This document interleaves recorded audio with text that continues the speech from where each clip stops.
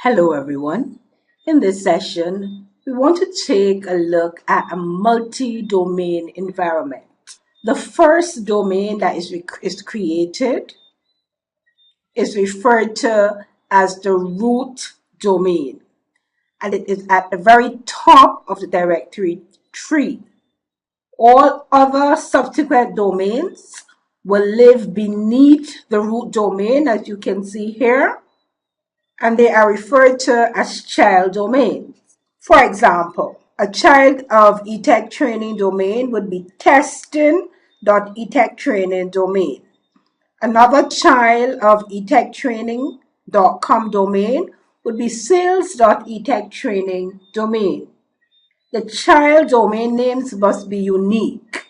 So here you have one child being called sales and the other being called testing. When you have a root domain and it has at least one child domain, what is formed is called a tree.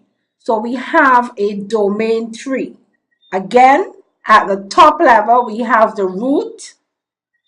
Beneath the root, we have child domains. When a root has a number of domains or even one domain, we can refer to the structure as a domain tree. When you are promoting a server to a domain controller, you have the option of adding the domain controller to an existing domain. So you might have a root domain already created, and what you want to do is to create a child domain. You have the option of adding a new domain to an existing forest. Also have the option of adding a new forest. You can see here that as the structure begins to take the shape of a tree with branches and sub-branches, we have other child domains being added. To the sales eTech training domain, to the sales eTech training domain, we have training being added so that our subdomain now becomes training.sales.etechtraining.com. Then on the other side, we have a domain added called West and another child domain called East.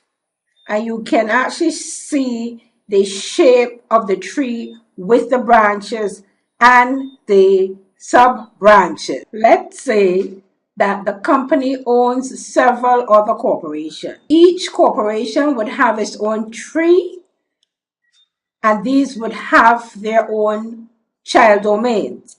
For example, you would have the XYZ domain here, owned by a corporation, and that domain would have its own child domain called west.xyz.com. Over on the other side, you would have another company called ABC, and that company will have its own child domain called north.abc.com. Therefore, what we would get is called the domain forest.